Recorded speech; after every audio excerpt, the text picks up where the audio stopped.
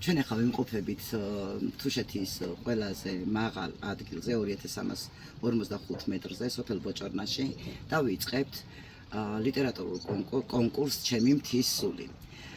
კონკურსის ინიციატორები არიან გამომცემლობა ჩემი გამომცემლობა ახალი შანსი და მკითხველი სანიშნე, გადაცემა მკითხველი სანიშნე. კონკურსი უკვე მესამე წელია ტარდება. ეს არის პირველი კონკურსის შედეგი, სადაც 10 საუკეთესო ნაშრომი შევიდა ამ კრებულში.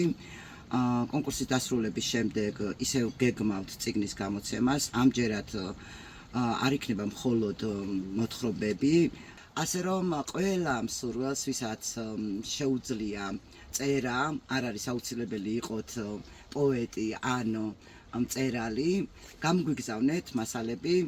გაგვიჩნდა ესეთი იდეა, რომ აქ ბოჭორნაში გაკეთდეს ბიბლიოთეკა.